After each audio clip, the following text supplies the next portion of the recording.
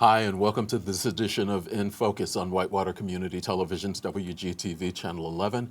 I'm Eric, Executive Director of Whitewater Community Television. Thank you very much for joining me for this episode of In Focus, when I can almost literally say I'm not 100% sure what's going to happen here.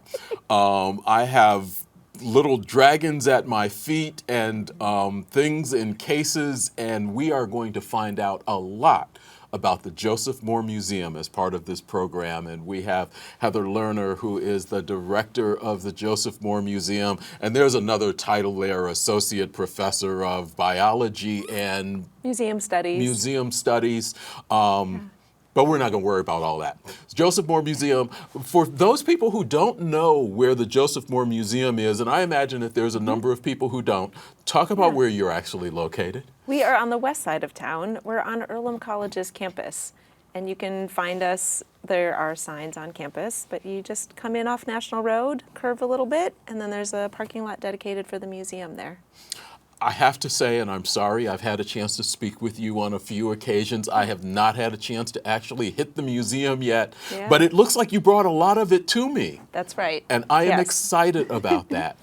Talk a little bit about the background of Joseph Moore Museum, how long you've been there, and a little bit about what people can see, because it's a little bit of everything, I think. It is an amazing place. We have been open for more than about 160 years at this point. Well, that's not my fault. I haven't been here that long. Right, but you've had a lot of time to go. We'll get you there. I'm going to get spanked through this. I just know it. I'm just going to keep bringing weird things to you until you actually come. Okay. We were founded by Joseph Moore, who was a young Quaker who really wanted to go to Earlham when it was not yet a college. And he lived on a farm with a very big family, and his family said, "I'm sorry, we need you here, but once you turn 18, you may leave the farm." And he did turn 18, and his father gave him a horse and said, "You may ride your horse, take it to Earlham." And he rode the horse to Earlham, and he sold the horse for tuition, and he almost never left after that. He left briefly for some trips and for some other training, other schooling, but he was a student at Earlham, he was a professor at Earlham, he eventually was also the president of Earlham. Wow, okay. I did not know that particular background of the Joseph Moore Museum. But he, being a farm kid, loved to do things with his hands. And he felt that people learned better from real objects, from making observations and comparisons. And so he continually acquired things for his teaching. He was a scientist. And so he acquired rocks, fossils, plants. Our herbarium started with him as well. All sorts of different things, anything that would help him understand the earth better. And people then started bringing things to him, and it became a bit of a competition. I bet Joseph doesn't have one of these. See what we can find for him. And at one point, the Board of Trustees dedicated a new wing of a building, of Lindley Hall, to be a museum and to be open to the public. So since the late 1800s, early 1900s, we have been open to the public, primarily focusing on Wayne County residents and helping share the wonders of science and nature with our community. How long have you been there, and what got you involved? This is my 13th year here. I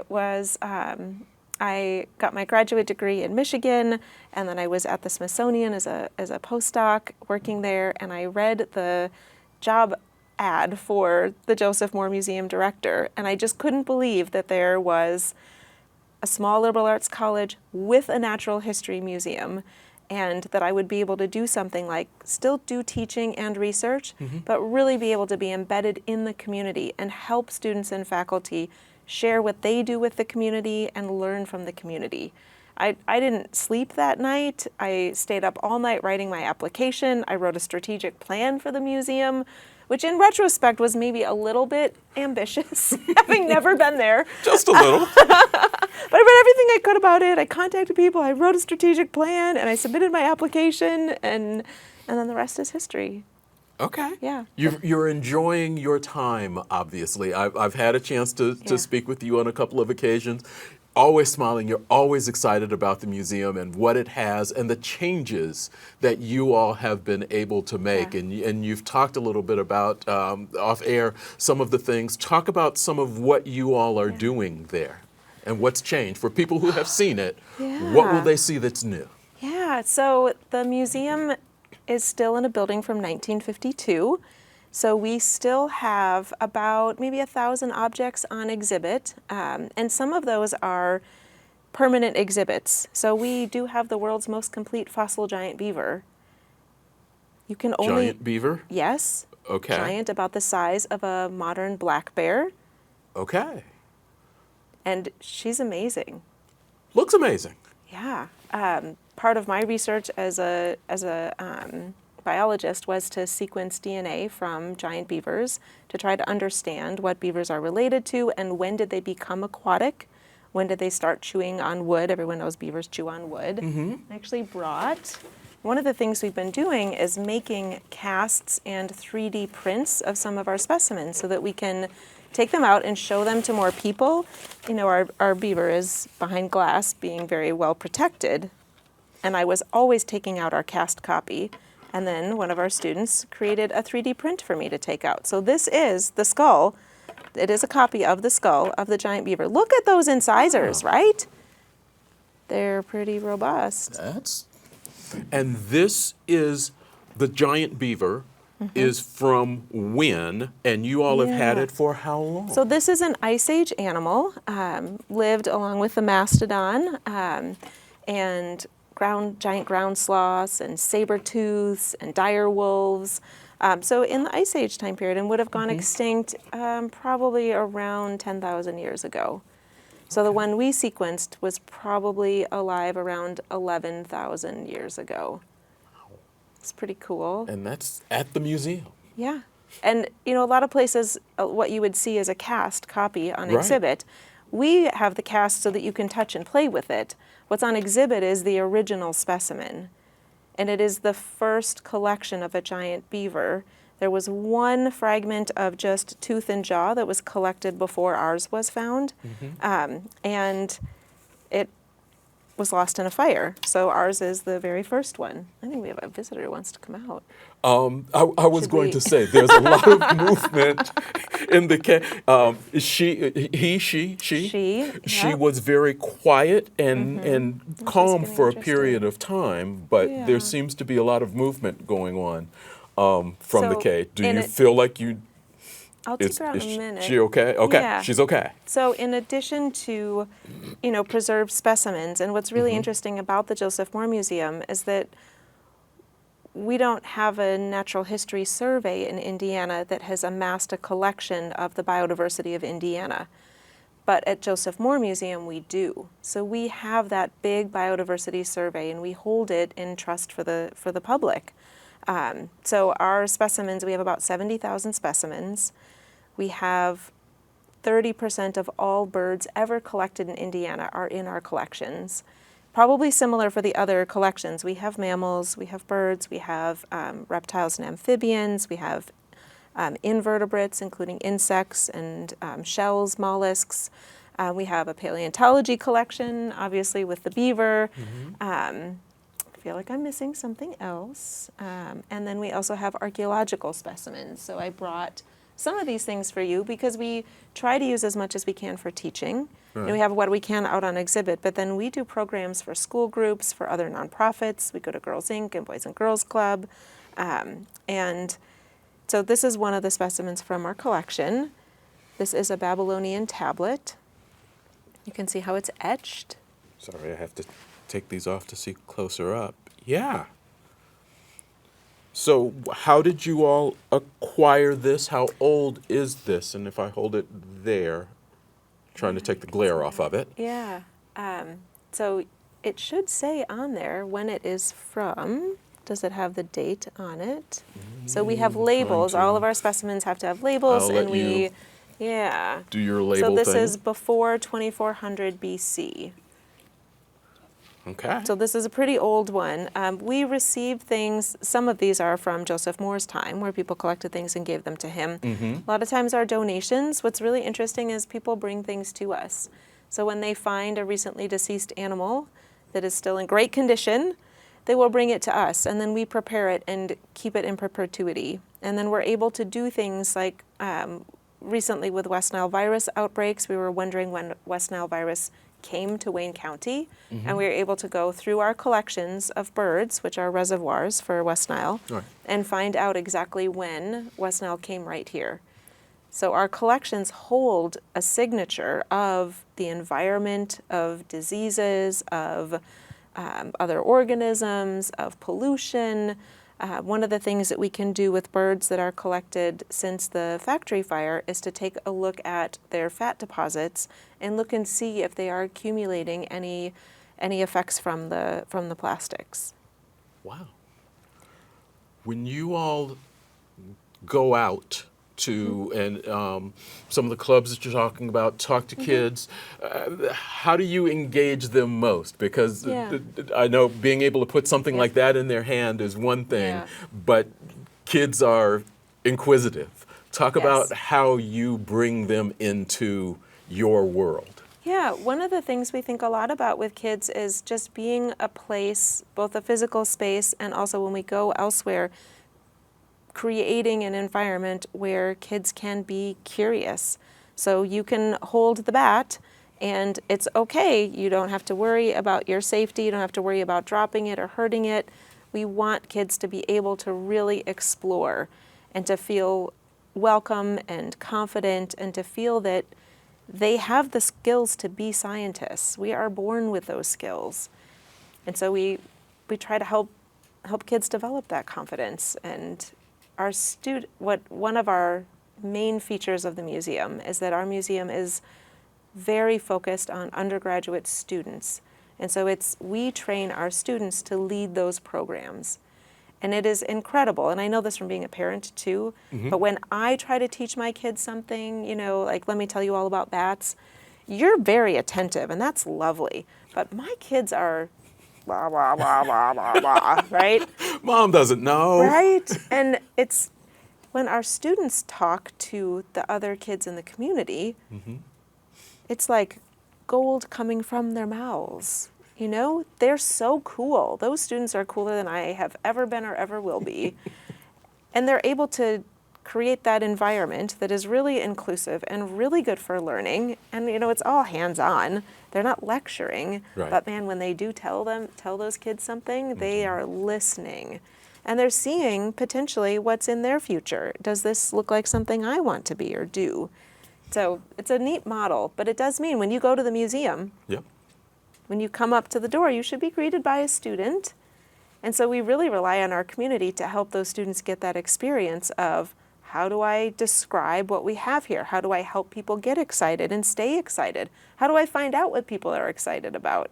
So our community does an amazing job of being welcoming to those students who come to us from around the world and are just learning, and our visitors are coming to learn. So it's really a place of just kind of nerdy fun. You come in and someone greets you and asks, have you been here before? And then if not, we have the world's most complete fossil giant beaver. We have a planetarium. We have an Egyptian mummified woman named Hahn. We have live animals who I think really want to come out. She sounds like she really wants to come Yeah. out. Talk a little bit about while you're bringing her out. Some of the programs that you have for youth, because you actually have some summer camps that youth can attend and really kind of immerse themselves in this and what you all are doing. That is really neat. She's shedding on this side, so she looks a little blue. Yeah. So if you see that side versus that side, I don't know if you can quite. I think you can see it. I don't know if you can see it on the screen. I can see it here. Yeah. Who is this? So this is Pengu, and she is a young bearded dragon. And one of the things you asked about camps. Yes. One of the things about camps is that the kids get to be there with our live animals. So they get to spend a lot of time really getting to know our live animals, which is pretty neat. We do have 2 weeks of summer camps in the summer, one for younger kids and one for a little bit older.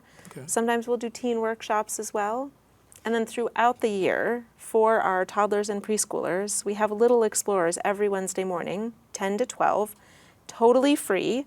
And as a parent, I know it's very hard to get out the door at the exact time, and there's so much stress about, it starts at 10:30, I have to be there at 10:30, get in the car, get your shoes on, I'll just put them on. It's very stressful. I guess. But with this program, it's a little bit of a drop-in. So if you get there at 10, okay. When we get a critical mass of people, we'll read the story and we'll do the hands-on activity. Say you don't get there till 10:30 or 11 or 11:30, we'll just run it again. And that's a really great model for our students who are running it because they need that practice. How do you read a book to a child? Not everyone knows how. So they get that practice over and over again. And, you know, sometimes the first one's the best or sometimes the third one. But over the course of the semester, they're really learning and they're getting to know children in the community. I don't know how you felt as a college student, but for me, it was hard to be in an environment in a residential college where it was just 18 to 21-year-olds. And I really enjoy being around people of all ages. And so for our students, they get to see families, they get to see kids, and it feels a little more natural for them. You're watching In Focus on Whitewater Community Television's WGTV Channel 11. We are learning a lot about the Joseph Moore Museum from Heather Lerner. Talk a little bit about how people connect with you. You've talked about the community, you've talked about people coming in, but we haven't talked about when people can find you open. Yeah, we are open in the afternoons, almost every afternoon, Monday, Wednesday, Friday, Saturday, and Sunday. And Sunday. Okay. Yep. We are open 1 to 5 p.m. and then also 10 to 12 on Wednesday mornings. Okay. When people come, particularly, and you mentioned the planetarium, what can they expect to see in that portion of the museum? And what are some of the special programs that you all hold within that planetarium? So the planetarium is such a neat place, and the students learn how to run the whole. Is that going to take off? It's going on a walk. Come on over here, little one. Maybe down here. So the planetarium is really neat because students take an astronomy class at Earlham, and then they also get training from us on how to run the show themselves. But it's not a pre-recorded show. The students are responding to whoever's in the audience. So you may come in and get a totally different show depending on what questions you ask, what the student is most familiar and excited about sharing that day, or in general, you might get a different show depending on who you bring. They will adjust it to the level and interest of the audience. So in general, you can see just examples of things you might see, but you might see a tour of the planets. So you'll get to go from Earth and go out and see different planets. You can zoom into those planets and see what's on their surface, what they're made of, what they look like. Sometimes our students will do constellation shows, and they can show images of the night sky from different locations and from different cultures and see what types of constellations images people have been seeing in the sky. I like to go in and ask them to show me the sky the night I was born. They have to scroll a while to get to it, but they can go back in time and see what was in the sky when you were born. Really? Isn't that neat? I don't know that I've ever asked anybody. I know I've never asked anybody to do that. What did the sky look like the day I was born? And I know the minute I was born, so we can actually go to that minute too, which is pretty neat. Wow. What's really cool is, we have the solar eclipse coming up. I was going to ask about the solar eclipse because we had a chance to speak with Wes Tobin and Mary Walker in a recent episode. Great. Talk a little bit about what you all are planning around that. Yeah, one of the things we're planning is a lot of educational activities. Everything we do is really hands-on. We really like to have stations around the museum where you can go and try things out and interact with our students and volunteers.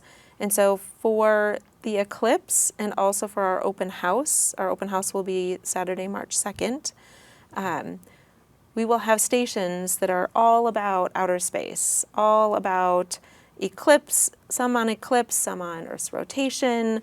We are planning to make moon phases out of Oreos. That should be a fun one. Okay. Lots of glow-in-the-dark things, constellations, and one of the things we're really hoping for is to be able to run some programs where we can train volunteers in the community to run those stations. We know there will be places throughout the community that are going to offer viewing sites. Yes. And we will host a training for anyone who wants to learn about those activities, and then we'll have kits of those activities to take to those sites. So we've been working with the Parks Department, with Denise there, about having stations at the sites that are going to be open for viewing. So we'll be looking for lots of volunteers to help with that. We know that it'll be not something we can just staff on our own. If someone is thinking about wanting to be a volunteer, they're hearing about this and going, I didn't even know this place existed. Yeah. How do they connect with you all? You can just send an email to josephmooremuseum@earlham.edu. Very easy. You could also call us at 765-983-1303. You could also visit our website, and you can find how to contact us there at jmm.earlham.edu. Okay. Anything, Oh, yeah. what is on the easel behind me here? So one of the things... If I take him from you, is that okay? Do you want to hold him? You can. Can I do that? Yeah. Is there Just anything I need to know? Support his belly. Okay, I got his belly. Yeah, there you go. And you don't Okay. need to squeeze. Okay. Don't take off on me. Oh, you're doing a great job. Cool. Oh, he likes you. Nice. Okay. This is the mastodon. We have a giant mastodon on display in the museum, and you can see the skeleton here, but then also the fur of what he would have looked like. One of the things students do with us is they work on scientific illustration. And so this was drawn by Corbin Rainbolt, who was a student at the time and has now become a professional paleo artist after doing this kind of work with us. It's pretty neat. Nice. Yeah. This is great. Do you want to bring up one cool thing, if we have time? Do you want me to put it We back? do have time. Okay. We're down to our last probably 5 minutes. Oh, okay. Great. Can you go in? No. I don't think she wants to be in there. I don't think so. I'm just going to hold her. Okay. Okay, I have Can I a help you little with something? bag. Yep, here's a bag of things. We just opened a brand new gift shop. We got a donation of really neat cabinets and a whole new lobby. We worked with Richmond Carpet, and they put in a beautiful floor for us. So when you enter the museum, it looks really different. And now we have this amazing gift shop. And since the museum is free to visit, we hope people will come and buy educational and fun museum gifts from the gift shop. The museum is free to visit. Yep, always free. We have plushies, we have activities, we have sweatshirts and t-shirts. That is a beaver. I once had someone call us and tell us that their child had lost their beaver, and could we send one FedEx because they needed it the next morning. Really? Yeah. There are also, I believe, little things that if people want to try various and sundry bugs and things to eat, you have little edible type of... There's a You're sucker in pointing there. toward Do you the see bag. the sucker in there? I haven't seen the sucker yet. Oh, we have some. I'll just keep Just start digging in the taking things bag. out, You yep. just keep talking. We have some dish towels, and they even say Joseph Moore Museum on them. That's kind of a fun thing. And then the little Swedish dishcloths that match. We have Mini greeting mastodon? cards. Yep, we have greeting cards. Lots of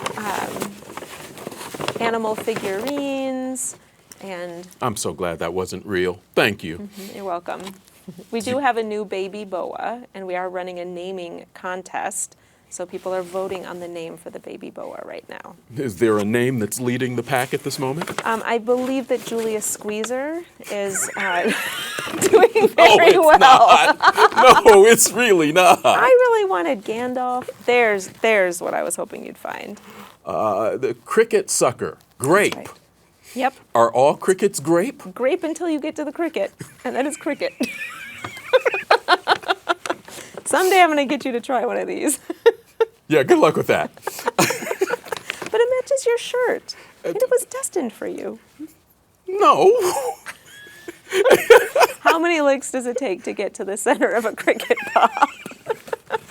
I think viewers want to know. I am not going to find out. If viewers want to know, they can come to the Joseph Moore Museum located on the campus of Earlham College. That's true. Again, the days and hours are. Yeah, Monday, Wednesday, Friday, Saturday, Sunday, 1 to 5. Like the way I just kind of flipped around that. You're real really quick. an expert at this.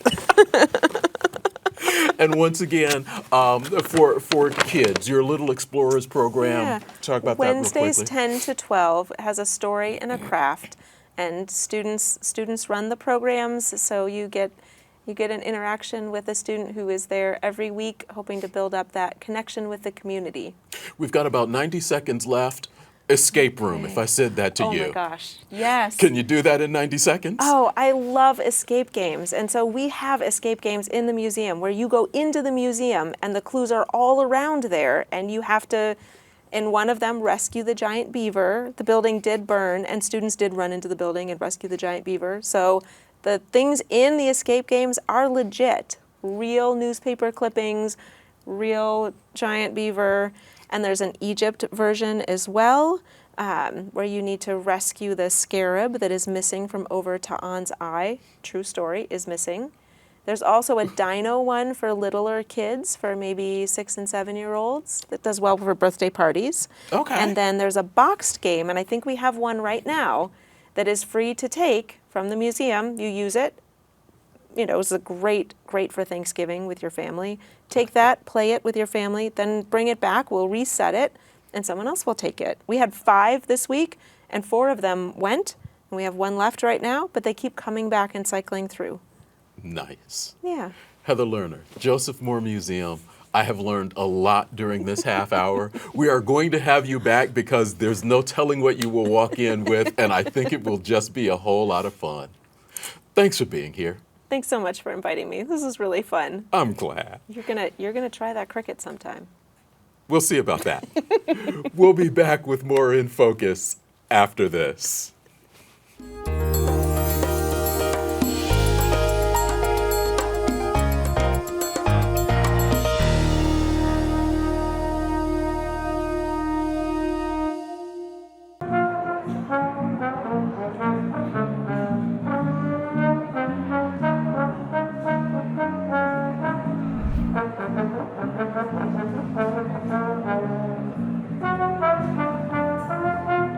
We've got all sorts of plants, produce, meat, eggs, honey, maple syrup, baked goods, arts and crafts, some awesome different prepared foods, kettle corn, you name it, down here for everyone in the community to come and buy. The cool thing about what we do is that we're 100% growers only and local produced only. So everything that you buy here was actually made here. That's really great because you can know that your money's supporting a local farmer and staying in the local economy, and it's traveling less fuel miles, and so we've got a lot of really great benefits there.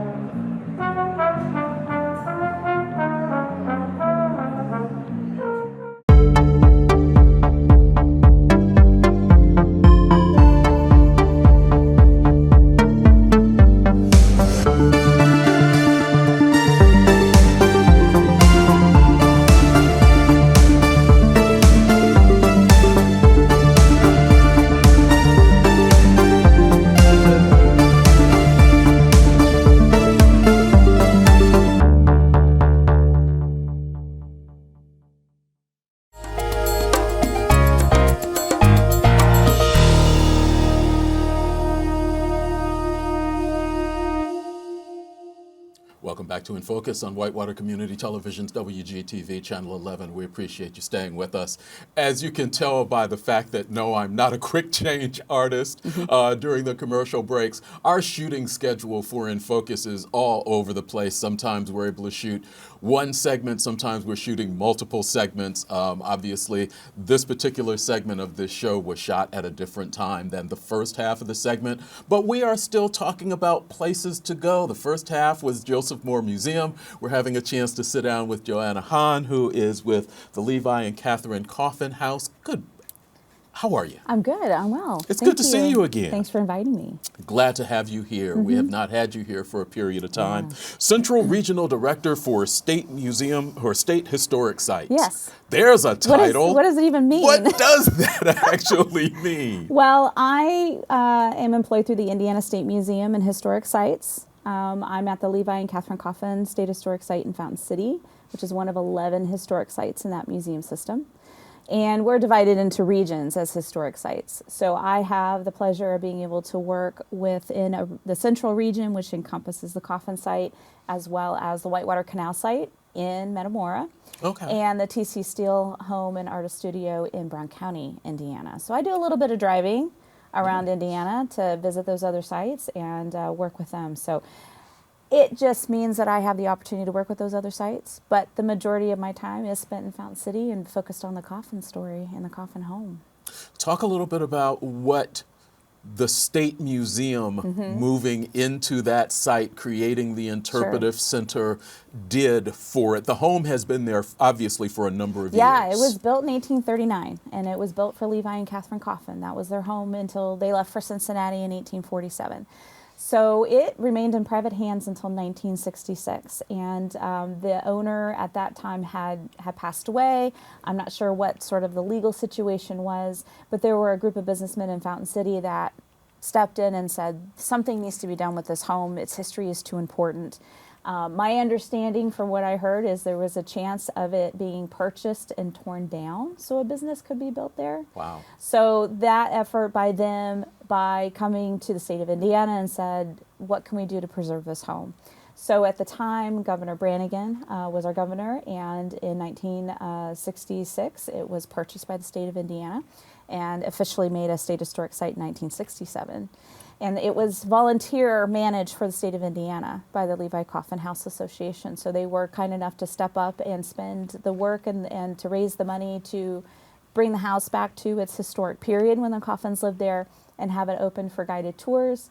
So it had always been in the historic site system, just volunteer managed. And eventually the goal came to be that the volunteers were, I think, getting to a point where it was getting a little tough to be able to meet the demands.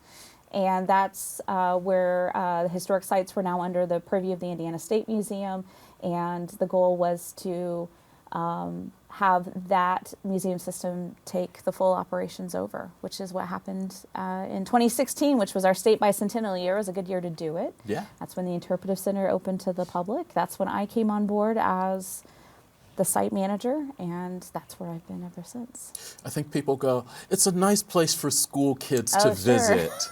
And you do have a lot of that, but that obviously with the pandemic created some issues. Talk about what the issues were and how or if you all have been able to come out of that. Yeah, it's kind of hard to imagine that we had a pandemic and how it affected our lives now that we're kind of returning back to a normalcy that we're used to. But like a lot of public institutions that serve the public, we closed for a period of time as we started to decide, what does this mean for us? How can we address the needs of our visitors? So we were only closed for a 3-month period, and we did reopen to the public in June of 2020. And in normal hours, those kinds of things, we just tried to limit how many were visiting every day, trying to meet the guidelines of the CDC at the time. But we, like I said, we didn't narrow our hours or the days or availability to visit. And so obviously with some audiences, not just with school groups, but bus tours that come in the area. We get a fair number of bus tours, obviously those had declined. But what's interesting is we had a really busy summer because there were this past summer. Well, this summer, but I mean in that first summer of COVID in Really? 2020. Yeah. And I was like, people are visiting, and it just made you feel good. People obviously wanted to visit and do things. But it did slow down attendance. It was busier than I had expected it to be. So now in this year, in 2023, now that we're getting close to wrap this year up, we're almost back to that visitation that we were used to seeing before. We're not quite there, but we're close. So it's coming. In terms of numbers and diversity of groups coming in? Yes. I mean, we obviously serve a fair number of Hoosiers. Sure. But being so close to Ohio, we get a lot of Ohioans, but we really get people who come from all over the country. Some people say this is on their bucket list, to Really? come to Fountain City and to see this home. Okay. We're a very unique site in the sense that though the Underground Railroad is a story that really reaches many states in the United States, there aren't a lot of historic sites or places that you can visit, like the Coffin home, where you can get the experience that we can provide, where we do guided tours, we're telling stories that aren't just oral histories passed down, or we think this is what we have. Like, we have really firm information of what was going on. So there just aren't a lot of places in the country to visit, and so we're very unique for that reason, and that attracts a lot of people to be able to come. I mean, so many homes that stand today that the Coffin home is known for being very prominent with the Underground Railroad. A lot of those homes that have been connected to that history are still private homes. And there aren't a lot of people that want folks to show up and knock on their door and say, Sure. hey, didn't this happen at your house? That's what also helps to make us unique and attracts people to come. Talk about what the reaction is to some people who come in not really knowing exactly what they will Sure. see or hear, Right. who go through that tour. Because Okay. I was with a group of people who did it. I had Sure. some family Yeah. come in and go through that full tour. So we have everywhere from a spectrum of, this is really cool, like we're sort of meeting their expectations, and they finally, history in place is something that we're very connected to. This idea that people may be aware of the history, but to actually stand someplace where that history happened. Right. You know, it's kind of like going to Gettysburg. We all know the Gettysburg battlefield, or where it happened and what happened, but sometimes to stand on Little Round Top, you know, which, you know, well, that means something to me. It's that idea of being history in place. So for some, there's like, this is cool. You know, for some people who come, who know a little bit of the Coffin story in the house, you know, we'll get to an area and they say, is this where this happened? You know, the questions are always, did they have to hide anybody that they were helping? You know, so we go into those stories. And so we'll get to areas of the house like, is this where this happened? And, you know, sometimes they want to jump the gun, and I say, got to be patient. We're going to get there. Sometimes there is an emotional response. And that emotional response is normally of individuals that are connecting more to the stories of the runaway slaves, the freedom seekers that we tell. Okay. And they're connecting more to the thoughts and the ideas that I'm sure that they're having of what that individual and that person may have been going through in that moment, what they're thinking, what they're experiencing, what they've left behind, what they've sacrificed, and in a lot of ways the unknowns that they're going to.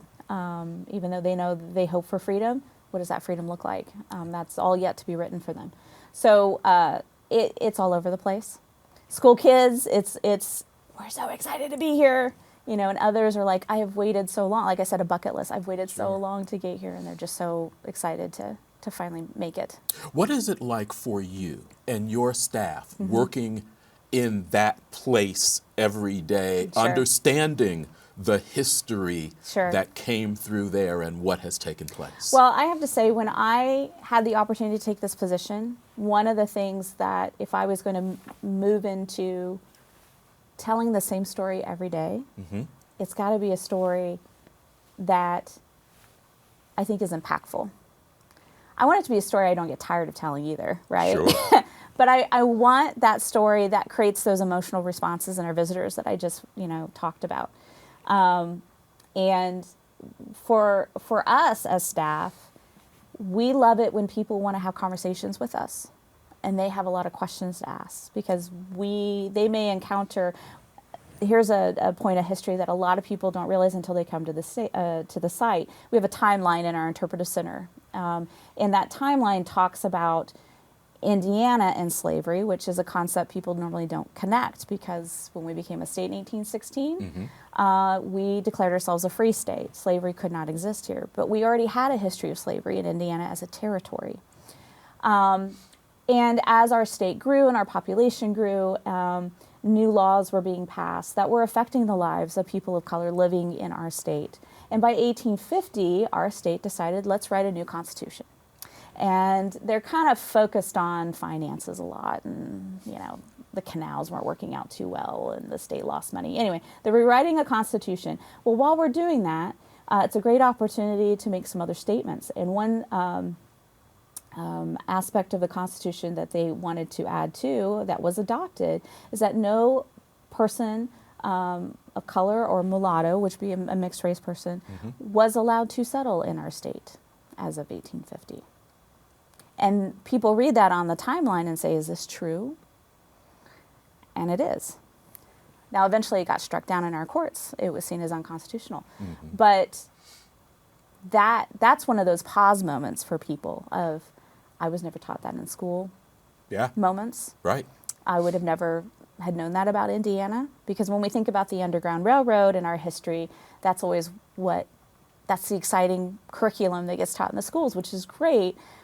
But there's another there's piece always of that another story. piece of the story, Yeah. and it's often the one that doesn't always get touched on. So another reason why, especially with the Interpretive Center, it allows us to go into more of those type of topics that sometimes aren't as easy. When we go into the Coffin home, it's very much focused on that story, but there is so much more tied to it. So it helps to create a wider perspective. You're watching In Focus on Whitewater Community Television's WGTV Channel 11. We're speaking with Joanna Hahn, Central Regional Director for State Historic Sites. 3 different locations, Metamora, Brown County, as well as the Levi and Catherine Coffin Historic Site in Fountain City. Yep. Let's talk a little bit about some of the programming that you've got coming up, because you're open all year round, Sure. but you've got, I think, probably a very busy next couple of months going on through the holiday season with much. some things, and then Yes. obviously January, February being Black History Month. Talk a little bit about, even this weekend, Yeah. some of the things that you all have going on. Well, we don't, as a historic site, as a historic home, sometimes it's very popular to, decorate homes for the holidays and invite people in and to see what these homes would be like. The Coffins were Quakers, and they didn't do that. They recognized Christmas as a day, but it was a day on the calendar. So we don't necessarily do that. But in December and January, we offer candlelight tours. And the candlelight tours, again, is a different tour than what you're going to get when you just come when we're open, during regular hours. The candlelight tours are evening, and they are more focused on the freedom seeker stories. Okay. So our main interpretive tour focuses on the Coffins, what they accomplished, why did they do this, what is the Underground Railroad really? What the candlelight tours do is it allows us to expand more on stories that Levi Coffin left us. Some freedom seekers, he and his wife Catherine aided, spoke to their experiences of why they escaped, what that escape was like, what it took for them just to make it to that home here in Indiana. So the candlelight tours allows us to focus more on those specific stories, but also speaking to, again, some of the things that can get a little glossed over when we think of the Underground Railroad, of what freedom seekers have left behind, what that experience of enslavement was like, what family separation, for one thing, is something many enslaved families experience. And for the Coffins, often of the stories he gave, many of them spoke to, I've either been separated from my children and I've been trying to reunite with them, or a father who's left his family behind, hoping that once he can find freedom, he can figure out how to get his family free and reunite with them. So we go through different scenarios. We do this in the winter as well, because it sounds a little counterintuitive, but escapes by slaves were more common in our region in the winter months for various reasons. So we'll go into describing what's the strategy there, what is the reason of waiting for the coldest days and the longest nights. And you're making a long trip from someplace that's generally warmer To into colder. someplace that's colder. Exactly. So we'll walk through, with some of the stories that Coffin left us, we're able to expand more into those themes. And so and of course, candlelight tour, most freedom seekers that arrived at the house arrived at night, arrived at a time when they saw the house lit by candles. I can't, unfortunately, light the fireplaces. I wish I could, but we can at least use battery-powered candles. Okay. So it helps to create an environment, and again, trying to get people to connect with those moments when freedom seekers were there in the Coffin home. You all also have the Life in Early Indiana Home Children's Tour. What is that? We've been trying to expand in more youth-centered program for younger children. And the Coffin home is really a beautiful early home for Indiana, you know, for those people who settled in Indiana and had moved up from log cabins to, you know, brick homes or, you know, wood framed homes and such. And so this tour actually for younger children, it takes them through the Coffin home, but we're actually focused on what would it be like to grow up in a kid living in a home like that in the 1830s and 40s. What would that experience be? What would be, if you could go to school, what would that be like? What kind of chores would you do? Did you know you didn't have a lot of time to play because you got this and this and this and this and this and this, you know? So, chores. Yes. So we take them through the house, but we're focused more on some activities and some lessons to say, a child your age, almost 200 years ago, this is what their daily life would be like. And we walk them through that experience. There's no Facebook. No Facebook. There's no Instagram, no Yeah, TikTok. your family may not even be able to afford a toy, let alone maybe just one toy in your childhood. So, yeah, it's just making sure that children have an understanding of how different it was. Now, you've got candlelight tours happening December 1st, December 8th, again, January 5th and 12th. Then again, the Life in Indiana tours are happening this Saturday, December 2nd, and then again, January 13th. Yes. For being able to promote those, how early do people need to sign up, register? Because I assume there's only so many people you can take on that tour. Yeah, the candlelight tours especially, we highly recommend because we can only do 12 people on a tour at a time. So as soon as you learn about the tour and you know that it's a date and a time that works for you, call us, or you can set up a reservation online through our website and pay in advance. So I let people know as soon as you know what you want to do, make that reservation, because we'll accept walk-ins the night of if we have space available. Okay. But once those 12 spots are full, gotta wait till the next one. How do they register? How do they connect to do that? So our website is www.indianamuseum.org, and you'll see there's a drop-down menu on the right-hand side if you go down to historic sites and then choose Levi Coffin Home. That takes you to our part of the website, and there are orange boxes down towards the bottom. If you find what you're looking for on that orange box, click it, and it'll help you from there. All right. All right. You've got some free days throughout the year. I think there's 4 or 5 free days. Three. Three. Yeah. Okay. Yeah. So we do free admission days on Martin Luther King Day, President's Day, and Juneteenth. And we'll do discounted admission over Levi Coffin days in September as well. So I'll throw that in. Okay. So January and February days, programming-wise, we're very focused on civil rights and Black history. But with Martin Luther King Day, that is always the busiest day for us at the site the whole year. Really? It can be the coldest day of the winter, and I'll still have over 100 people visit. Wow. Obviously, free admission is a big driver for a lot of families to be able to come. Sometimes you got kids out of school, you know, and parents are looking for something to do, and we're grateful that they think of us as well. So those are specific days that we also highly encourage to call us in advance and let us know we want to visit on this day. What is there to do? We actually do like 6 tours. We normally only offer 2 or 3 a day. Okay. We'll double that for this just because we know we're going to have a high demand. And then we try to offer some special programming. So Martin Luther King Day, we're going to do a showing of the documentary on John Lewis called Good Trouble. Obviously, he was very involved with Dr. Martin Luther King in the civil rights movement in the 1960s and continued on up until the end of his life. So the documentary will focus on that. During President's Day, one of our most popular programs, Abraham Lincoln will be visiting the Levi and Catherine Coffin Home on President's Day. So that program will have an additional cost. It's still free to visit the site and do the tour, but the program will have an additional cost. So it's a 1-hour program. Mr. Lincoln will there to speak on the range of his life from his time as a little boy in Indiana up through his presidency.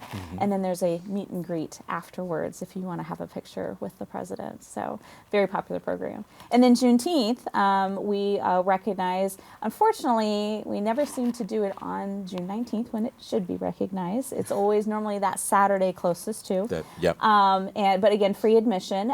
This past Juneteenth, we had the Earlham Jazz Band on site for a couple performances.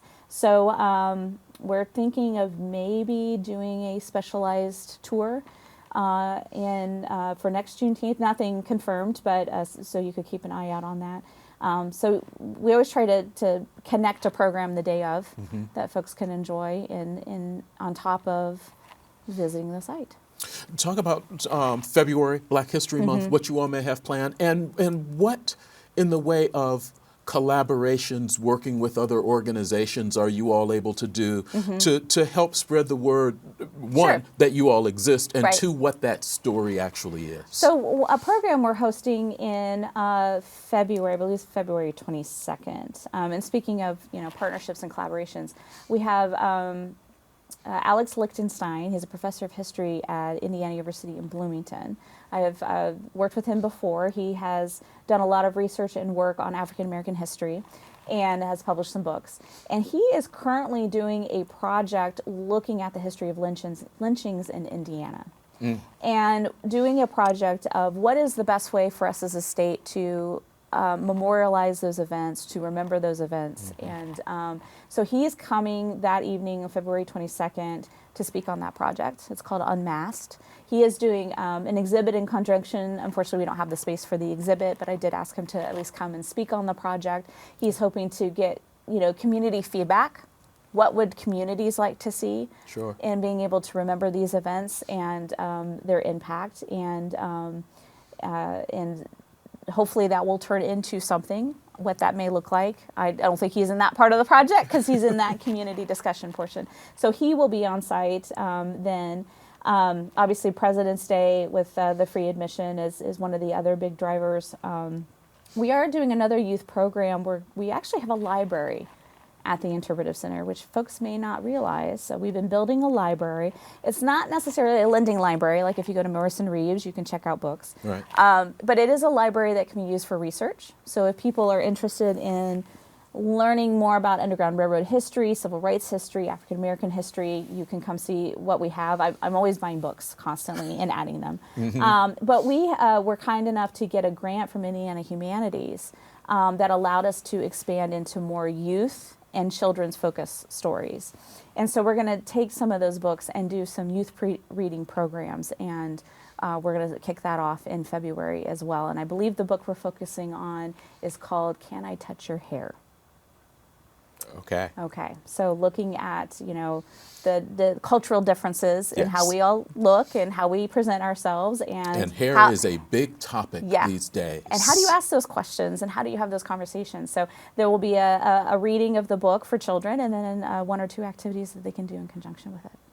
You're watching In Focus on Whitewater Community Television's WGTV Channel 11. We're spending our last few minutes with Joanna Hahn, who is Central Regional Director for State Historic Sites, really in Central Indiana, 3 sites, Metamora, Brown County, and then the Levi and Catherine Coffin his State Historic Site, which we are spending most of our time talking about here in Fountain City.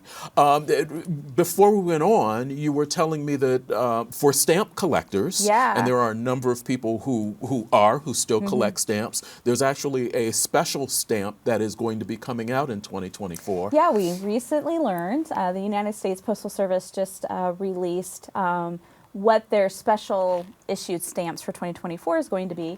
And someone who I work with here in the community, who's a friends with a stamp collector, who's paying attention to that, he emailed me and said, hey, in 2024, there's going to be a special series of stamps on Underground Railroad figures, and Catherine Coffin, not Levi, which I think is really important. Levi normally gets a lot of the attention. Yes. Catherine Coffin is going to be in that special series along with Frederick Douglass, Harriet Tubman, William Still, Laura Haviland, who was actually a friend of Catherine and Levi's. So I think there's 12 stamps in all, if I remember the images that I saw. So you can go to the United States Postal Service website and just do a search of what the 2024 stamps are going to be, and there's all kinds, but you'll be able to see what the stamp looks like. And so we're waiting to hear more from the United States Postal Service of information they can share with us and how that's going to be unveiled and what that's going to look like, and maybe what we can do to pass that word to the public that Catherine Coffin's going to be on a U.S. Postage stamp. I think that's exciting, and I don't collect stamps, but I'm pretty excited. So I kind of feel like 2024 is going to be the year of Catherine Coffin. That's what I'm declaring. Any reason to get more people aware of her and potentially Yeah. the site and potentially the story and the stories Right. that fall behind that? Because I know one of the things that you all have done, and we're down to probably our last 4 minutes or so, is not only focused on their life here, but their life both before and after here. Yeah, the Coffins were both from North Carolina. Their families, as they grew up, were friends for a long time. Levi and Catherine married in 1824. Levi was actually involved in Underground Railroad activities in North Carolina. He didn't just show up at Indiana and just say, I'm going to do this. Right. He was already doing it in North Carolina. Came to Indiana in 1826 with Catherine, where they lived here until 1847, potentially impacted the lives of over 1,000 freedom seekers in their escape. And then they moved to Cincinnati, where they continued this for about another 20 years, up until the start of the Civil War. So, and in fact, the site, when it opened in 2016, up until that point, it had always been the Levi Coffin State Historic Site. Mm-hmm. So when we opened the Interpretive Center, we said, we got to get Catherine in this. People have to understand they did this together. So it's the Levi and Catherine. So I have some people that come and visit and say, when I was here 20 years ago, I thought it was just the Levi Coffin House. It's like, it was, but Catherine was here too. So we renamed the site officially in 2016. Your hours that you're open, closed Monday, Tuesday? We are closed Monday, Tuesday. That was one of the effects of COVID, but we're open to the public Wednesday through Sunday. We're open from 10 to 5. We do have our guided tours at special times. And just like our programs, you can go to our website, indianamuseum.org, and reserve in advance a guided tour. So if you are coming in 3 months in spring break, you can go ahead and book those tickets. If you're unsure of how busy, because again, school groups may impact a visit. Sure. I always encourage people, please call us in advance, especially in the months of October, April, and May. Those are our heaviest visitation months for schools. Really? It is. I would think May with the wind down, Yeah. you wouldn't get as many field But trips. May books so fast that now I have to have school groups that got to book even sooner. And so it's always good during specific months. And we'll put it on the website saying, hey, we're going to be busy. Call us in advance, because I hate for people to drive a fair distance and then we've got 100 kids and we just can't fit you in right now. So. All right. Joanna Hahn with Levi and Catherine Coffin State Historic Site and a couple of others, Metamora as well as Brown County. And you can learn about those sites and all the on that same website that I mentioned before. Mention the site one more time. The Levi and Catherine Coffin State Historic Site is at www.indianamuseum.org. Thanks a lot for spending some time with us. Of course, thanks for having me. Thank you for watching this week's In Focus on Whitewater Community Television's WGTV Channel 11. As always, I wish you well.